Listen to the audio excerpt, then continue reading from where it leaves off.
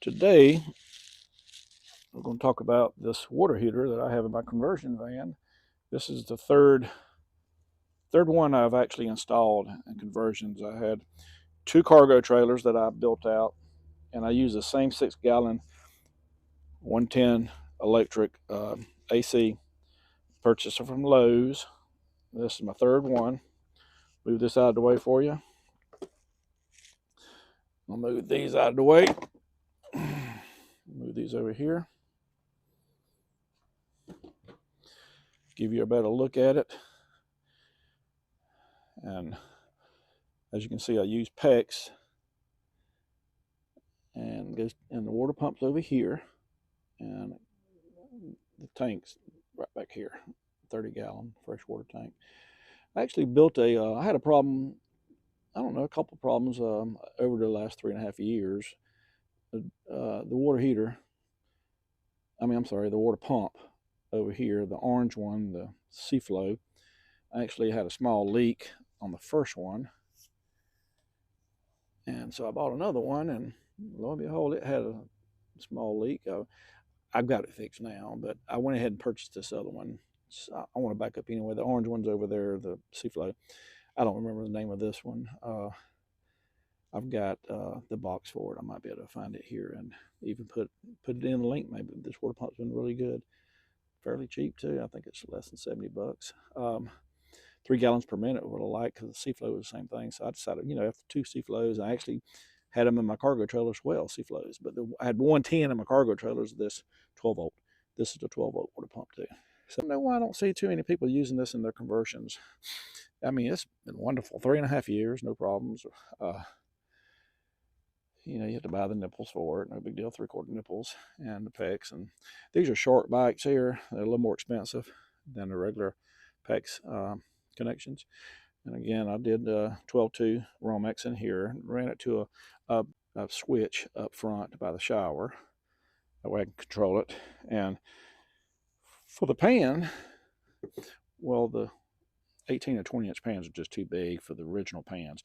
So this is a heavy-duty plant reservoir that goes under a plant when you water excess water, keeps water in it. Works perfect. Today, I've been needing to install this pressure relief valve pipe, and what I did on it, again, this 3/4 inch come down here, and I nibbled it. I kind of got it off there in a little hose there. And when you shut the door here, the door only comes to this rubber stop. So this anywhere in here drains, and you'll see this one here as well. I've got another one that runs to that makeshift. I believe I made a video on it. You can check or I'll put a link to it if I can find the video to it. But to this, I finally resolved my problem. I just got me a piece of plastic container I had, and drilled a hole in it, put a little drain in it, ran the pipe, and then ran this plastic hose down here. And then if it ever leaks again, I don't have to worry about it going up top of the water tank and over onto my living quarters, if you will. But again, 6-gallon electric from Lowe's. I like this one because it's top entry and exit. One that Home Depot has is a Ream. They actually have theirs coming outside. This has an option back here. You can't really see it though. But I like the A.O. Smith ones. This, like I said, this will be the third one I've used in RV conversions. Really like them. So again, when I purchased it, it was $289. I think that was 2019. $369, $379, something like that. I think it was $379. I was looking at them not too long ago. So anyway, they have gone up like everything else has, but it's really worked out really good. And I did have a issue that every once in a while, if it gets a little pressure, it'll drip in there. And I really just want to get away from any water in there. I'll dry it up, but just give you an idea, I'll release it here. And I've already did it once. It's you'll see the water coming right there. That's cool. Well, never have to worry about it dripping down there or having any issues for pressure release. Oh, people's going to ask me, well, why didn't you just drill a hole like you're supposed to down there? Well, I've actually moved this water heater over. It was over here, and about 6 months ago, I wanted it over here so I can get better, just more stored there. So I slid it over and just took this out, took that one out, added a little bit longer one. I took the pegs out of this and make a little tool to pull it out. It's real simple, the sharp bite tool. So I just added to the cold and hot line and moved it over to about 6 or 8 inches. And now it's flush over here, flush against the tank, and just gives me a little more room over here. And so I'm glad I did not run that down, and I'm glad I did not run. But even if I did, I would have to, put an elbow here and come down there. But I don't really see no need to it.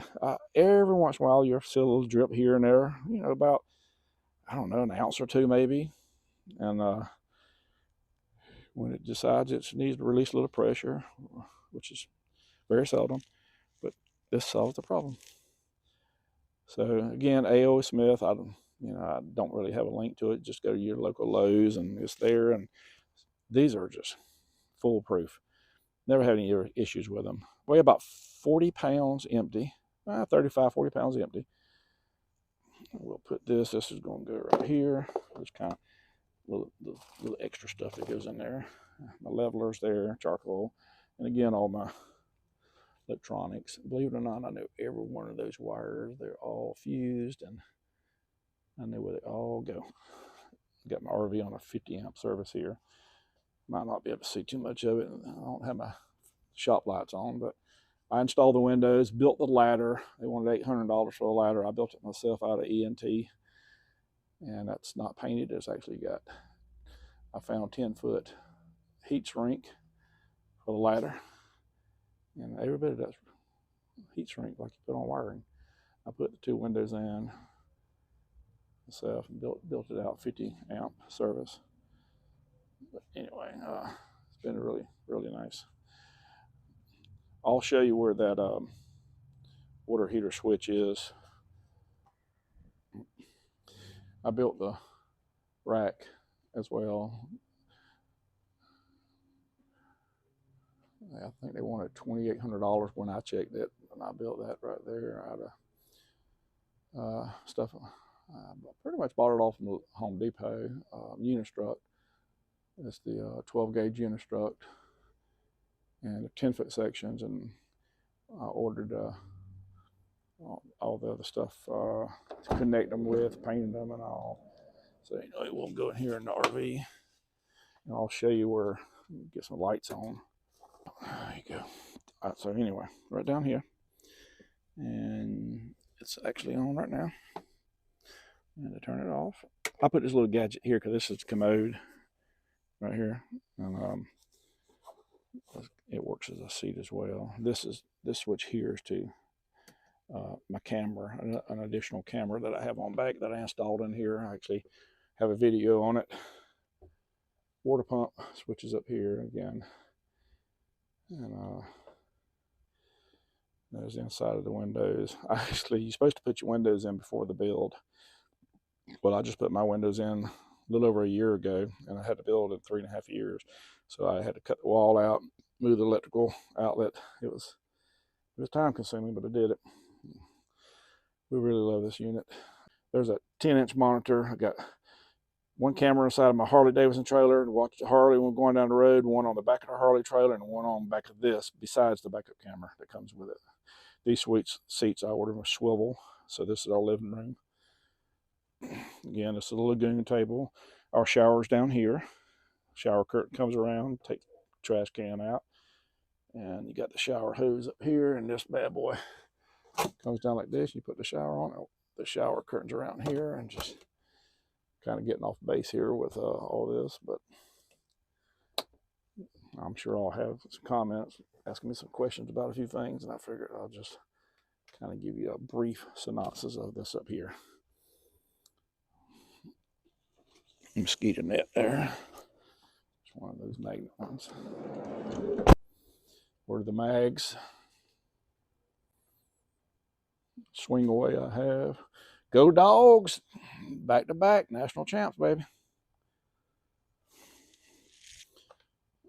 My Harley trailer there.